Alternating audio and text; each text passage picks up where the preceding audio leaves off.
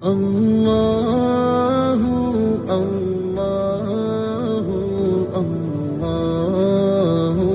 اللہ اللہ اللہ اللہ۔ آج کا سبق سورہ نجم کی آیت نمبر 33 سے ہے۔ اعوذ باللہ من الشیطان الرجیم، بسم اللہ الرحمن الرحیم۔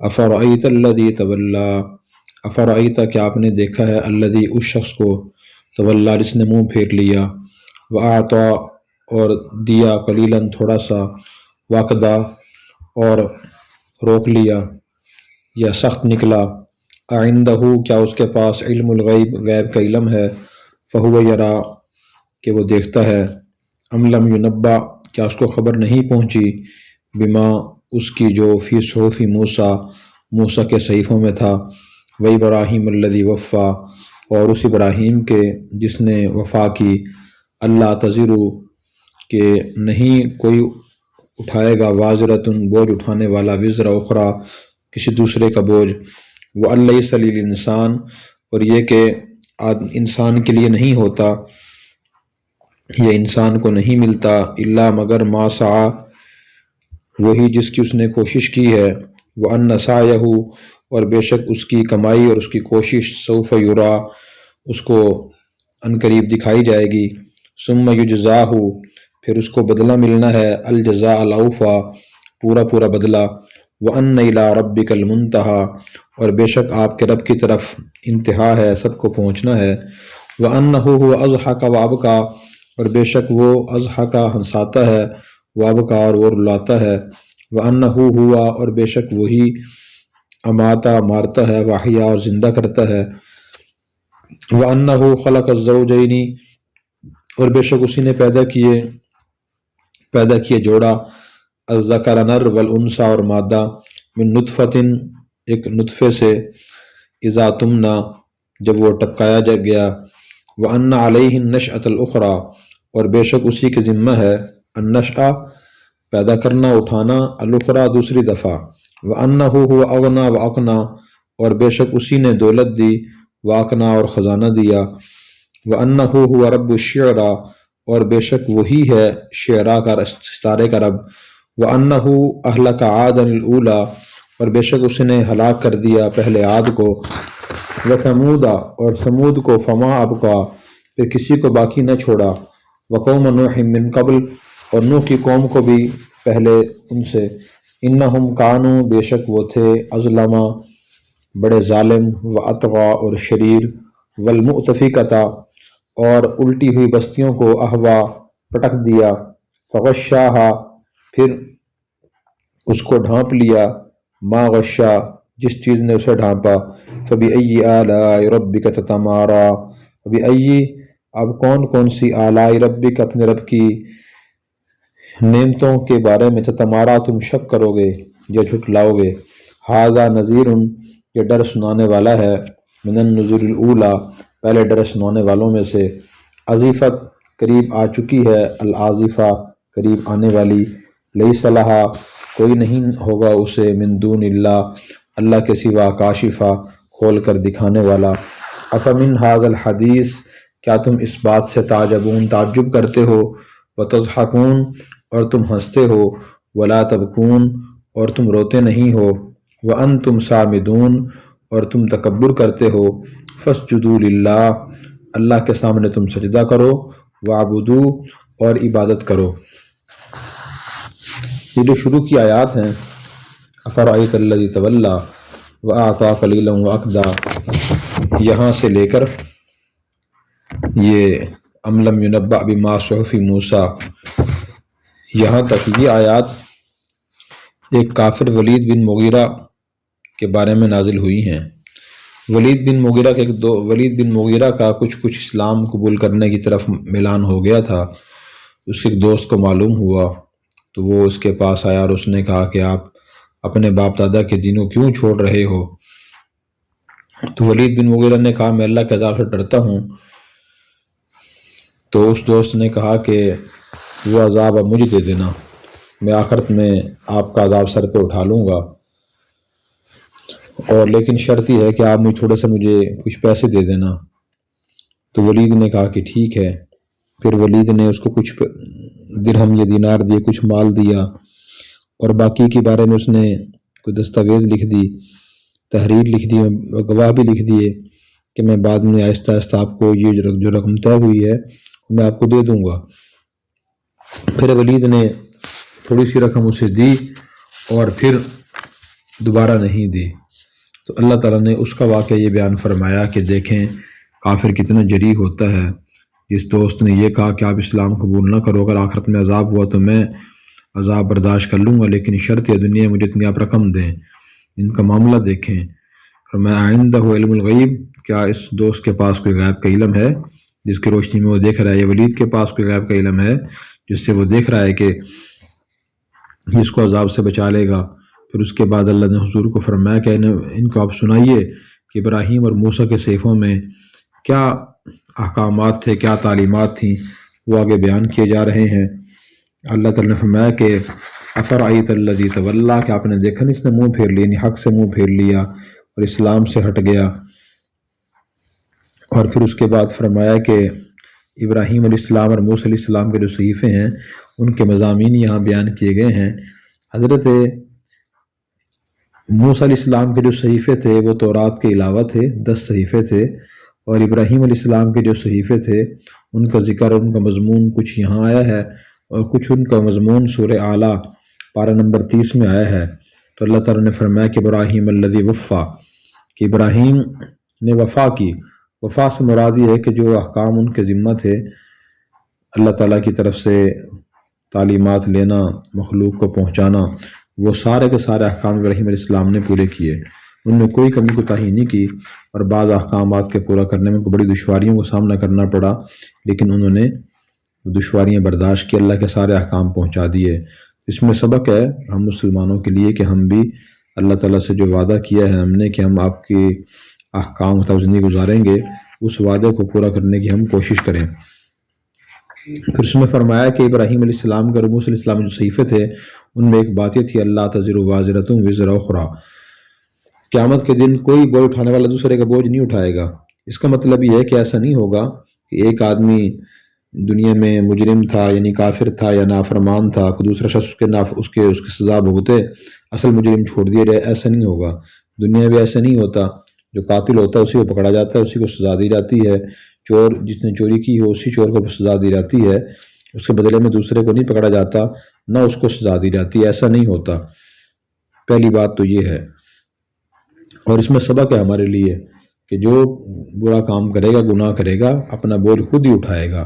قرآن کریم کی ایک اور آیت میں ہے وَإِن تَدْعُ مُثْقَلَةٌ إِلَىٰ حِمْلِهَا لَا يَحْمِلُهُ شَيْءٌ، اگر گناہوں کے بوجھ سے لدا ہوا شخص لوگوں سے درخواست کرے گا کہ میرا کچھ بوجھ تم اٹھا لو، تو کسی کی مجال نہیں ہوگی کہ اس کے بوجھ کا کوئی حصہ اٹھا سکے۔ اس لیے ہر انسان اپنا بوجھ خود ہی اٹھائے گا۔ بعض لوگ نادانی کی وجہ سے مسلمان بھی کہہ دیتے ہیں کہ آپ یہ کام گناہ کر لو، جو گناہ ہو میرے سر ہے، تو یہ بات صحیح نہیں ہے۔ اس گارنٹی کی وجہ سے کسی کے کہنے سے گناہ نہیں کرنا چاہیے، جو گناہ کرے گا اس کی سزا خود ہی بھگتے گا۔ دوسری بات حضرت ابراہیم اور موسیٰ علیہ السلام کے صحیفوں میں یہ تھی وَأَلَّيْسَ لِلْإِنسَانِ إِلَّا مَا سَعَىٰ، کہ جس طرح کوئی دوسرے کا عذاب اپنے سر نہیں لے سکتا، اسی طرح کسی کو یہ بھی حق نہیں ہے کسی دوسرے کے عمل کے بدلے خود عمل کر لے اور اس عمل سے سبکدوش ہو جائے۔ مثلاً ایک آدمی نماز فرض ادا نہ کرے، دوسرا اس کی جگہ نماز فرض ادا کر لے، یہ ایک آدمی روزہ نہ رکھے، دوسرا اس طرح سے روزہ رکھ لے، ایسا نہیں ہوگا۔ اگرچہ یہاں سائی سے مراد ایمان ہے، اگر کوئی آدمی مسلمان نہیں ہوا اور تو دوسرے آدمی کا اسلام اس غیر مسلم کام نہیں آئے گا، بلکہ اسلام قبول کرنے کے لیے جس نے جو کوشش کی ہے وہ کوشش اسی کے کام آئے گی۔ البتہ دنیا کے معاملات میں اور بعض شرعی احکامات میں ایک انسانی کوشش دوسرے کام بھی آ جاتی ہے۔ مثلاً عام معمول تو یہ ہے کہ انسان جو خود دولت کماتا ہے اسے کام آتی ہے، اور جو دوسرا کماتا ہے وہ اسے کام آتی ہے۔ ایک کی دولت دوسرے کام نہیں آتی، لیکن شرعی لحاظ سے ایک کی دولت دوسرے کام بھی آ جاتی ہے۔ شریعت نے ترغیب دی ہے کہ صدقہ خیرات کیے جائے، دولت ایک آدمی کماتا ہے دوسرے کو صدقہ خیرات کر دیتا ہے، اسے کام بھی آ جاتی ہے، ہدیہ دے دیتا ہے، اسے کام بھی آ جاتی ہے۔ اسی طرح ایک آدمی فوت ہو جاتا ہے تو اس کے ورثاء میں بے شمار لوگ وہ ہوتے ہیں جو اس کے رشتہ دار ہوتے ہیں، وہ اس کے مال وراثت کے وارث بنتے ہیں۔ دینی لحاظ سے اور ایصال ثواب کا مسئلہ بھی اس سے متعلق ہے کہ یہاں مفسرین نے فرمایا کہ سعی سے مراد سعی ایمان ہے، ورنہ اگر ایک آدمی اپنے نیک عمل کر کے اللہ تعالیٰ سے دعا کرے کہ اللہ اس کا ثواب میرے مرحومین کو پہنچا دیجئے، فلاں فلاں کو پہنچا دیجئے، بس نفل نماز پڑھ کے صدقہ خیرات کر کے تلاوت کر کے کوئی آدمی اگر دعا کرے تو ایصال ثواب برحق ہے، ثواب اس کا پہنچ جاتا ہے۔ امام شافعی رحمۃ اللہ علیہ فرماتے ہیں کہ اختلاف ہے کہ تلاوت قرآن کا ثواب کسی دوسرے کو بخشا یا پہنچایا جائے تو جا سکتا ہے، یعنی امام شافعی یہ فرماتے ہیں کہ تلاوت کا ثواب کسی کو نہیں پہنچایا جا سکتا، صرف دعا کا ثواب پہنچایا جا سکتا ہے، یعنی دعا کس لیے کی جا سکتی ہے، کوئی اور کسی عمل کا ثواب نہیں پہنچایا جا سکتا۔ امام اعظم ابو حنیفہ رحمۃ اللہ علیہ اور دوسرے ائمہ نے یہ فرمایا ہے کہ صدقہ خیرات اور دعا اور تلاوت ہر نفلی عبادت کا ثواب دوسرے شخص کو ہم پہنچا سکتے ہیں، یعنی دعا کر سکتے ہیں کسی مومن کے لیے، اس کا ثواب پہنچ جائے گا۔ احادیث سے ثابت ہے، سعد رضی اللہ عنہ نے حضور صلی اللہ علیہ وسلم سے عرض کیا تھا کہ میری والدہ فوت ہو گئی ہیں، اچانک فوت ہوئی ہیں، اگر وہ زندہ ہوتی تو مجھے صدقہ خیرات کی وصیت کرتی کہ میں ان کو فائدہ پہنچا سکتا ہوں، تو حضور نے فرمایا کہ ہاں ان کے لیے آپ ایصال ثواب کے لیے لوگوں کے لیے پانی کا انتظام کر دیجئے۔ حضرت سعد رضی اللہ عنہ نے کنواں کو دعایا اور یہ دعا کی کہ اللہ اس کا ثواب میری والدہ کو پہنچا دیجئے۔ اسی طرح قبیلہ خشام کی ایک عورت حضور کے پاس آئی کہ میرے والد پہ حج فرض تھا، وہ فوت ہو گئے ہیں، کہ میں ان کی طرف حج کر سکتی ہوں؟ تو آپ نے فرمایا کہ ان کے ذمہ قرضہ ہوتا تو کیا تم ادا کرتی؟ عرض کہ جی ہاں، تو فرمایا کہ حج بھی کر لو ان کی طرف سے، حج بدل بھی کرنا درست ہے۔ بہرحال ایصال ثواب برحق ہے اور بہت سی حدیث سے ثابت ہے۔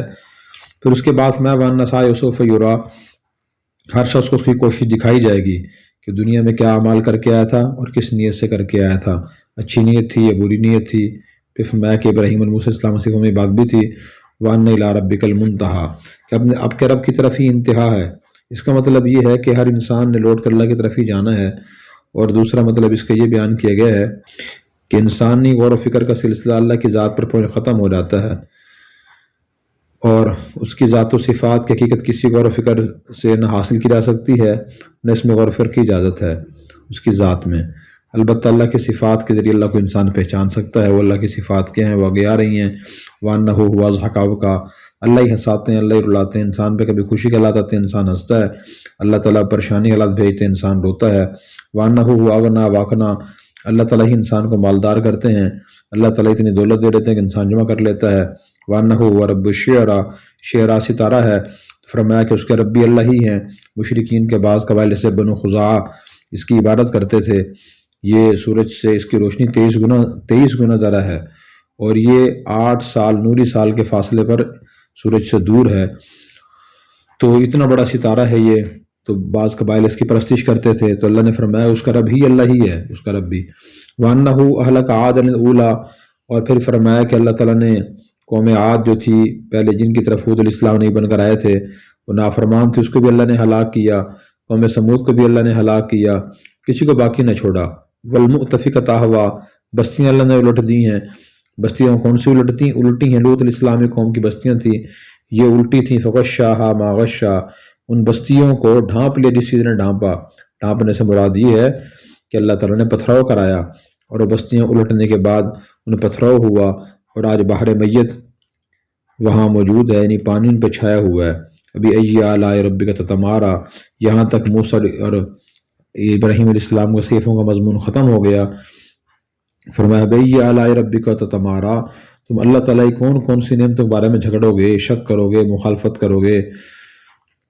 یہ قوموں کے حالات کو سنا کر تنبیہ اور نصیحت کرنا، یہ بھی اللہ کی بڑی نعمت ہے، انسان ان کو رد نہ کرے، اس میں شک نہ کرے۔